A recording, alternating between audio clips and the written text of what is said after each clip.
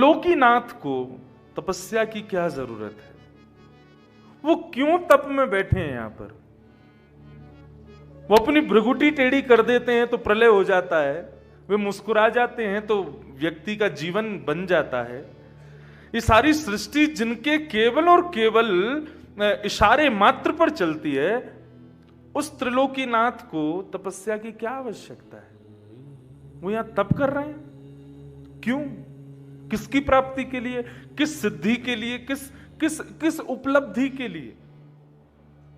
क्या यह प्रश्न नहीं उठता कि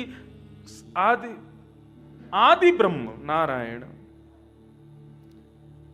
जिनको किसी की आवश्यकता नहीं है, वो यहां तप कर रहे हैं? क्यों जरूरत पड़ी उनको? मैं अपनी कथाओं में कभी कभी बताता हूं, सुना हो तो अच्छा, नहीं सुना हो तो सुनो। कर्म की पत्नी का नाम है तपस्या, और कर्म और तपस्या इन दोनों के पुत्र का नाम है फल, जो हमें प्राप्त होता है। हम सब लोगों के पास में दो वस्तु हैं, कर्म है और फल है, तपस्या नहीं है। कई लोग तो बद्रीनाथ इसलिए नहीं आते क्योंकि यहां पर कोई भी 5 स्टार प्रॉपर्टी नहीं है। क्यों नहीं आते? बोले अरे वहां पर रुकने की 5 स्टार व्यवस्था नहीं है, इसलिए हम नहीं जा सकते। तो आपके लिए बद्रीनाथ है भी नहीं। 5 स्टार रहना है तो अपनी दुनिया में ही रहो। मैंने कल भी, हम आ रहे थे, हमारे बंबई के मधुसूदन जी, हमारे दिल्ली के डॉक्टर यशवर्धन जी, ये दोनों मुझको बेचारे उठा के लाए वृंदावन से। नहीं, वृंदावन से नहीं, कहां से आए? ऋषिकेश से। बहुत लंबी चौड़ी भागदौड़ करके आए हैं हम। तो रास्ते में थोड़ा बहुत चर्चा इस स्थान की हो रही थी, तब मैंने इनको एक भाव बताया। मैंने कहा देखो, जैसे आप विष्णु प्रयाग पार करोगे ना, जोशी मठ से नीचे विष्णु प्रयाग आता है, विष्णु प्रयाग के बाद जैसी चढ़ाई शुरू होती है, आप देखना अलग होती है। वातावरण बदल जाता है, स्थान बदल जाता है, सौंदर्य बदल जाता है, एक अलग सा सन्नाटा चारों तरफ। क्यों? क्योंकि ये पृथ्वी का भाग है नहीं, ये वैकुंठ है। ये वैकुंठ का एक प्रकार से कह लो प्रथम द्वार है, यहां से प्रारंभ होते हैं। यहां के आगे जाते हैं सतोपंथ आ जाता है, आगे से स्वर्ग का मार्ग आदि वो सब आता है, और फिर ऊपर चलते चले जाते हैं। वैकुंठ का रास्ता यही है। तो ये पृथ्वी का अंग नहीं है, इसलिए हमको यहां पर प्रतिकूलताएं झेलनी पड़ती हैं श्वास लेने में। नहीं तो आप देखो, आप सबके घर के बच्चे या आप सब बड़े लोग भी वेकेशंस मनाने के लिए मनाली जाते हैं, लेह लद्दाख जाते हैं, कश्मीर जाते हैं, सारे ये पहाड़ी इलाकों में आप लोग जाते हो। बद्रीनाथ से भी ज्यादा ऊंचाई पर पहाड़ी पर लोग जाते हैं और खूब खूब दिन रह के आते हैं, आनंद मस्ती करके आते हैं, कोई उनको दिक्कत नहीं होती। लेकिन यहां बद्रीनाथ में ज्यादा ऊंचाई नहीं है बद्रीनाथ की, यहां से ज्यादा ऊंचाई लेह लद्दाख आदि क्षेत्रों की है। वहां खूब सहजता से लोग घूमते हैं, खूब आनंद करते हैं, कोई दिक्कत नहीं। यहां आते ही इतनी व्यवस्थाएं लेके आओ, दवाइयां लेके आओ, ये लेके आओ, वो व्यवस्था, ये व्यवस्था। क्यों? क्योंकि ये मानवों का स्थान है ही नहीं। यक्षराज कुबेर की भूमि है ये कुबेर की नगरी है, वो यहां के राजा हैं। 6 महीने के लिए पांडुकेश्वर उनकी राजधानी होती है और 6 महीने स्वर्ग में राजधानी होती है। तो ये हम लोगों का स्थान है नहीं, ये देवों का स्थान है, ये आदि देवों का स्थान है, ये महादेव का स्थान है, ये देवादिदेव का स्थान है। यहां मानवों की कैसे चल सकती है?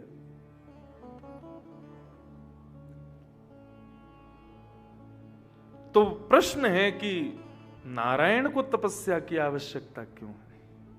वो तप में क्यों बैठे हैं? तो भाव उठा कि कर्म की पत्नी का नाम है तपस्या, और कर्म तपस्या से जो जन्म लेता है उसका नाम है फल। हमारे पास कर्म है, हमारे पास फल है, लेकिन बिना तपस्या के हमको फल कैसे मिल जाता है? हम कर्म करते हैं, कर्मण्येवाधिकारस्ते मां फलेषु कदाचन। भगवान कहते हैं कर्म पर तेरा अधिकार है, फल देने का अधिकार मेरा है। क्यों? आप फल क्यों दोगे? आप भगवान चाहते तो गीता में ये कहते कर्म पर तेरा अधिकार है, तपस्या पर तेरा अधिकार है, फिर इन दोनों के संयोजन से फल तुझे मिल जाएगा। क्योंकि सतयुग, त्रेता, द्वापर, इन तीनों युगों में यही क्रम था। राक्षसों को भी यदि कोई फल चाहिए तो राक्षसों को भी तपस्या करनी पड़ती थी। क्या रावण ने नहीं की? क्या कंस ने नहीं की? किसने नहीं की? सबने की। हिरण्यकश्यप ने नहीं की? सबने की है। तो फिर इस कलिकाल में तपस्या कहां चली गई? तो बंधुओं, ये जो बद्रीनाथ है, पहले केदारनाथ भगवान यहीं विराजते थे, इसी के बद्रीनाथ में। क्योंकि चारों धामों में सबसे ज्यादा व्यवस्थित यदि कोई है तो वो बद्रीनाथ है।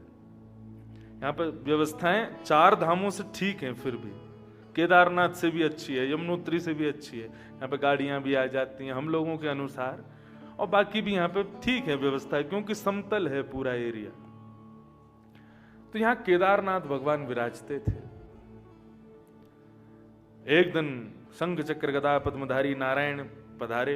6 महीने जब हम लोग नहीं आते तब देवताओं की ये भ्रमण स्थली होती है, देवता यहां आते हैं भ्रमण करने के लिए। तो नारायण एक दिन पधारे और आकर के आदिदेव महादेव से कहने लगे, महादेव। महादेव ने जैसी दर्शन किया, प्रणाम किया, जय हो भगवान, मेरी भूमि में आप कैसे पधारे?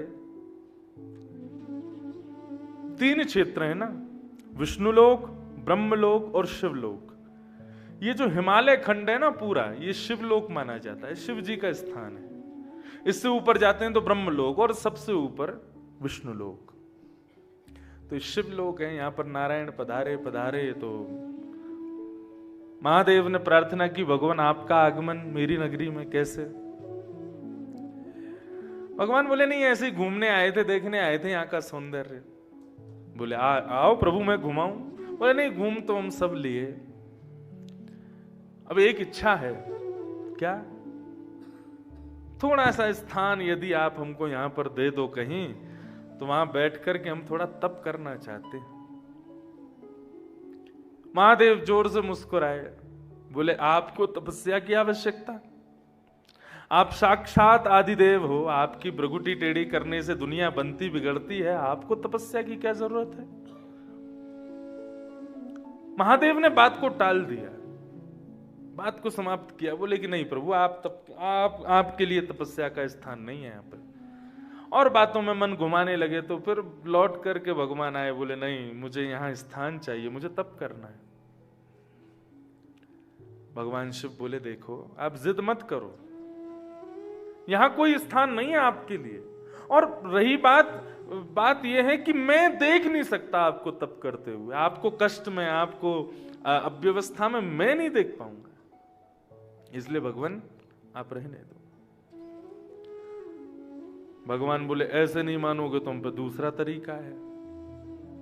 बोले आप कोई भी तरीका अपना लो, लेकिन मैं आपको इस भूमि में कोई तप वप नहीं करने दूंगा, आप प्रेम से विराजो, हम सब यहां व्यवस्थित हैं।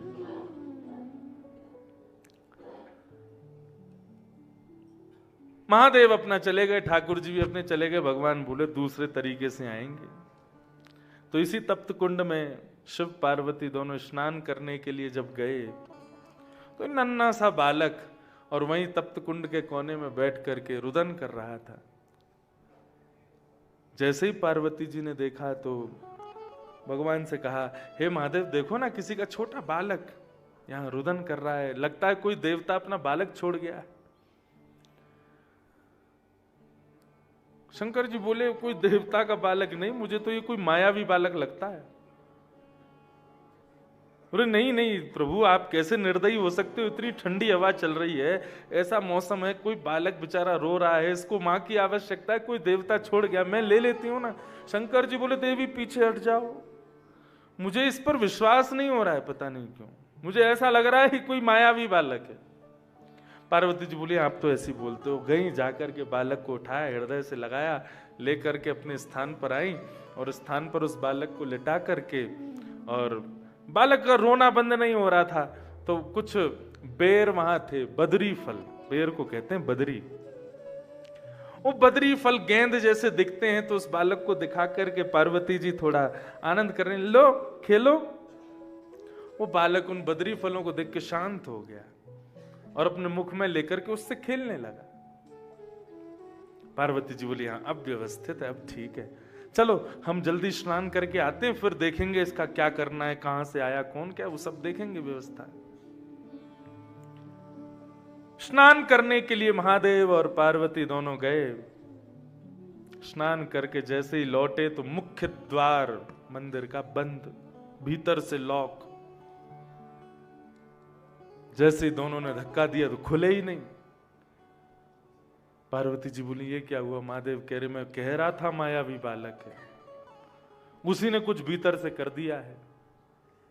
शंकर जी बोले, ये ऐसे नहीं खुलेगा, रुको इसको मैं खोलता हूं। जैसे ही तीसरा नेत्र खोला क्रोध में भर करके, और उस तेज पुंज से, नेत्र से निकले हुए तेज से जैसे ही मुख्य द्वार खुला, तो जिस स्थान पर केदारनाथ विराजते थे उस स्थान पर शंख चक्र गदा पद्मधारी श्रीमन नारायण विराज गए और तपस्या की मुद्रा में विराज गए, तपस्या करने बैठ गए ठाकुर जी।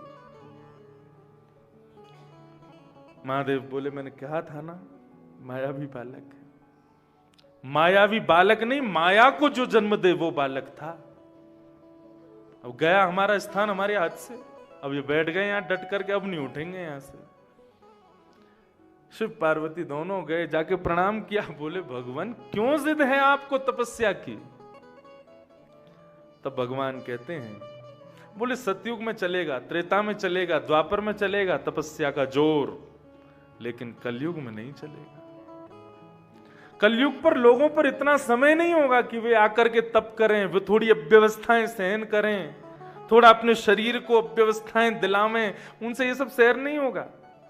वो अपनी आवश्यकताओं के देखते हुए आविष्कार करते रहेंगे, नई नई चीजें बना बना के अपने शरीर को सुख देते रहेंगे, तप नहीं करेंगे। तो बोले कलयुग में सृष्टि कैसे चलेगी? व्यक्ति कर्म करेगा, तप नहीं करेगा तो फल कैसे मिलेगा उसको?